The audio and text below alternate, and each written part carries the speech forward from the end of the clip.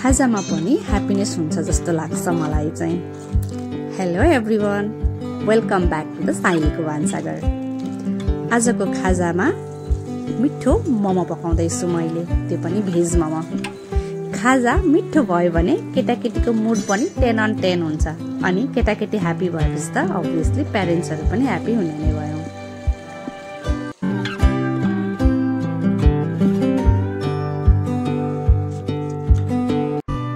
यहाँ चाहिँ मैले दुईटा बन्दालाई मजाले पखालेर धोई पखाली गरिसकेपछि चपिङ बोर्डमा काटेँ। अनि आज चाहिँ मैले कोरेसोमा कोरेर मोमो बनाउने विचार गर्दैछु। मजाले फाइन हुन्छ यसमा कोर्दाखेरि, अनि छिटो पनि हुने रहेछ।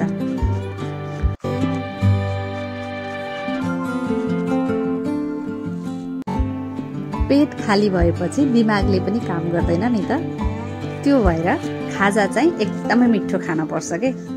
मोमो चाहिँ हामी सबैजनाको खाना मात्रै नभएर इमोसन हो जस्तो लाग्छ मलाई। मोमो मन नपर्ने पनि कोही हुन्छ र जस्तो लाग्ने के।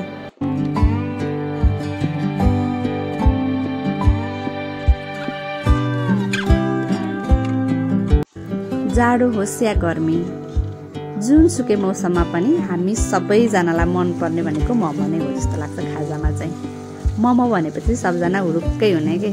रिसाएर बसेका छन् कोही भने पनि आज मोमो खाने ल झोल मोमो भनेपछि सबै फुरुक्क मक्ख पर्छन्।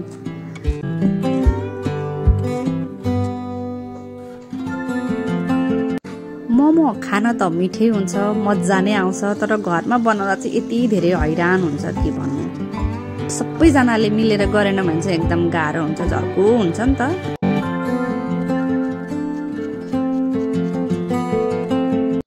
मोमोमा हाल्ने सबै सामानहरू कोरिसकेपछि यसको किमाको पानी निचोरेर यस आरीमा ट्रान्सफर गर्छौँ हामी। अनि यसलाई हामीले मजाले घिउले झान्छौँ। घिउले झानिसकेपछि चाहिँ मोमो जुसी र मिठो हुन्छ। अनि यसमा प्याज एड गर्ने, लसुन अदुवाको पेस्ट, जिरा धनियाँको धुलो, मोमो मसला, धनियाँको पत्ता, खोर्सानी चाहिँ अप्सनल हो है त। अनि मजाले मिक्स गरेर अनि हाम्रो किमा रेडी गर्छौँ।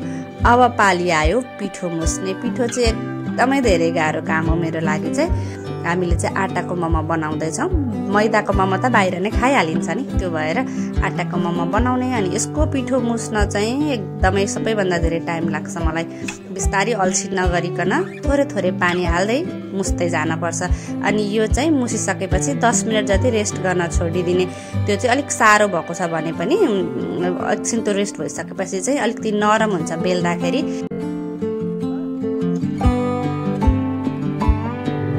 घरको मोमोमा चाहिँ टेस्ट मात्र होइन, माया, मेहनत अनि अलिक धेरै अचार पनि हुन्छ के। त्यो भएर घरमै सबैजनाले मोमो बनाएर खानुहोस् है त। मोमोको चाहिँ पर्फेक्ट त बनाउन आउँदैन मलाई। बनाउन चाहिँ धेरै वर्ष भयो बनाउन थालेको, 15-16 वर्ष। तर एफर्ट चाहिँ 100% नै लगाएको थिएँ। अब चाहिँ पहिलो लट मोमो पाक्नको लागि राख्दैछु म। हेर है त आजको मोमो कस्तो हुन्छ। होपफुल्ली मिठै हुनेछ, यत्रो मिहिनेत जो गरेको छ तीन-तीनजनाले। अचारको लागि चाहिँ मैले टमाटरलाई बोइल गरेर अगाडि नै राखेको थिएँ, सेलाउन दिनुपर्छ। यो चाहिँ मेरो अघि लसुन अदुवा ग्राइन्ड गरेको मिक्सर जार हो।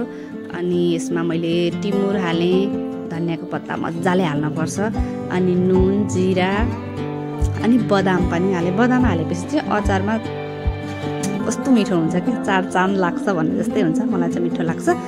अनि आजको अचार एकदम मिठो भएको थियो। हेर्नुहोस् त, छैन त हेर्दै खाउँ लाग्ने टमाटर र बदामको अचार। यो पनि रेडी भयो। अब हामी अचार रेडी गरिसकेपछि जान्छौँ मोमोतिर। मोमो त पाक्न आँट्यो, अब त मोमो खाने बेला भयो है त हाम्रो। तपाईँहरू पनि घरमै मोमो बनाउनुहोस्, बाहिरको भन्दा हेल्दी अनि खाँदा गिल्ट पनि हुँदैन के।